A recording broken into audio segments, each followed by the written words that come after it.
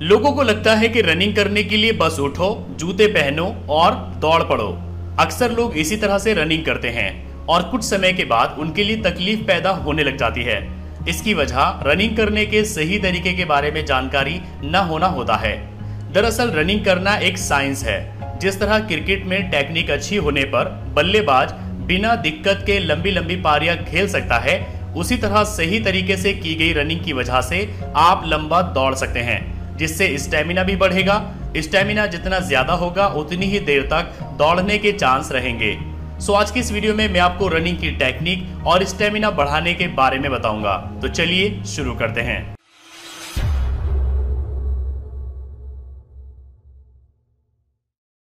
पहले हम बात करते हैं रनिंग करने का सही तरीका क्या है। नंबर फर्स्ट, सिर की पोजीशन। कुछ लोग होते हैं जो कि रनिंग करते हुए कभी नीचे देखते हैं, कभी ऊपर, तो कभी दाएं बाएं नजर घुमाते रहते हैं। ये रनिंग करने का बिल्कुल ही गलत तरीका है। रनिंग करते समय हमारा सिर एकदम सामने की तरफ होना चाहिए। अगर सिर नीचे या ऊपर की तरफ झुका रहेगा तो गर्दन की मांसपेशियों में खिंचाव आ सकता है। आप गर्दन को ऊपर नीचे करके इसे आजमा सकते हैं, जिससे आपकी समझ में आ जाएगा कि मैं क्या कहना चाहता हूँ। भागते वक्त न तो ज्यादा आगे की तरफ झुके और ना ही पीछे की तरफ। कोशिश करिए कि आपका शरीर रनिंग के वक्त थोड़ा सा आगे की ओर झुका रहे। नंबर सेकेंड, हाथों की पोजीशन। रनिंग में हाथों की मूवमेंट का बहुत बड़ा योगदान होता है। हाथ अगर सही पोजीशन में रहे तो एक सही टेक्निक की वजह से आपकी स्पीड में काफी इजाफा हो सकता है। दौड़ते समय अपने हाथों को कंधे से 90 डिग्री के कोण यानी एंगल पर रखें। जब आप भाग रहे हो तो ध्यान दीजिए कि हाथ आगे पीछे जाते वक्त आपकी पसलियों और कोहनी के बीच में ज्यादा गैप ना बने। हाथों को ऐसी मूवमेंट में ना रखें कि दायां हाथ बाएं हाथ की तरफ जा रहा हो। भागते वक्त अपनी दोनों हथेलियां या मुट्ठी कुल्हे से ठोड़ी तक आती जाती रहे। इससे आपको मोमेंटम मिलेगा और स्पीड बढ़ेगी। नंबर थर्ड, पैरों की लैंडिंग। ये रनिंग करने का सबसे अहम पहलू माना जा सकता है। ज्यादातर लोगों का रनिंग को लेकर सवाल होता है कि पैर लैंड कराते वक्त पंजों के बल लैंडिंग होनी चाहिए या फिर हील के बल। अक्सर लोग रनिंग करते वक्त पहले हील को जमीन से छूते हैं और फिर उनके पंजे नीचे आते हैं। ये बिल्कुल ही गलत है। हील जमीन पर पहले छूने की वजह से शरीर का सारा भार टखनों के जरिए होता हुआ घुटनों तक आएगा। अगर हम लंबे समय तक इसी तरह से रनिंग करते रहे तो घुटनों में परेशानी आ सकती है। ऐसा ही पंजों की सबसे पहले लैंडिंग कराने पर हो सकता है। इसलिए आप ये कोशिश करिए कि आपका पैर एकदम सीधा जमीन पर लैंड हो। इसकी वजह से शरीर के सभी हिस्सों पर बराबर दबाव पड़ेगा और कोई परेशानी नहीं आएगी। इसके साथ ही सीमेंटेड रोड पर दौड़ने से आपको परहेज करना चाहिए। अब बात आती है पानी पीने और सांस लेने की। दौड़ने से 5-10 मिनट पहले आप थोड़ा पानी अपने हिसाब से पी सकते हैं, लेकिन आपको दौड़ने से पहले ज्यादा पानी नहीं पीना चाहिए। अगर आप ज्यादा पानी पीते हैं तो आपको दौड़ते समय पेट में दर्द हो सकता है।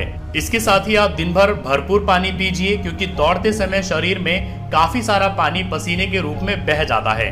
रही बात सांस लेने की, तो कई लोग पूछते हैं कि क्या दौड़ते समय मुंह से सांस लेना चाहिए या नहीं। तो मैं आपको बता दूं कि दौड़ते समय कभी भी मुंह से सांस नहीं लेना चाहिए।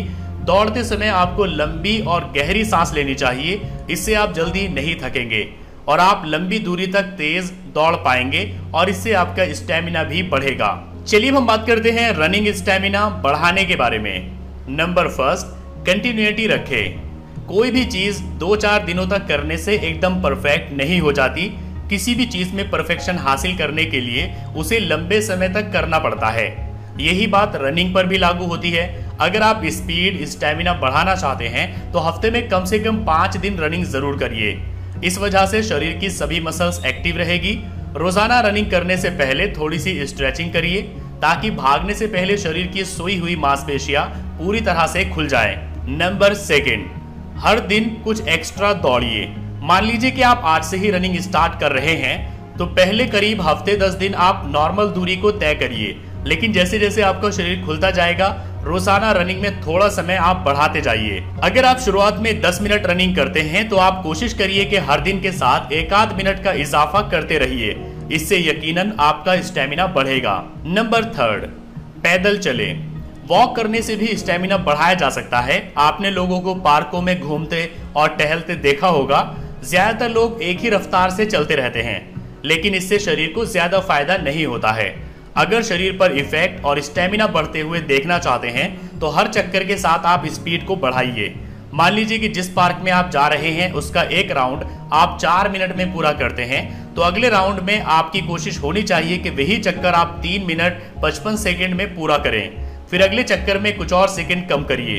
अगर आप रोजाना यही तरीका अपनाएंगे तो आपका स्टेमिना जरूर बढ़ेगा। नंबर 4, आराम और खाना। हफ्ते के 7 दिन रनिंग करना ठीक नहीं होता। शरीर को रिकवर होने के लिए समय देना चाहिए। 5 दिन भी रनिंग करना शरीर के लिए अच्छा रहेगा। रनिंग करते हुए आपके पूरे शरीर का वर्कआउट होता है और मसल्स को रिकवर करने के लिए अच्छे हेल्दी खाने की जरूरत भी होती है।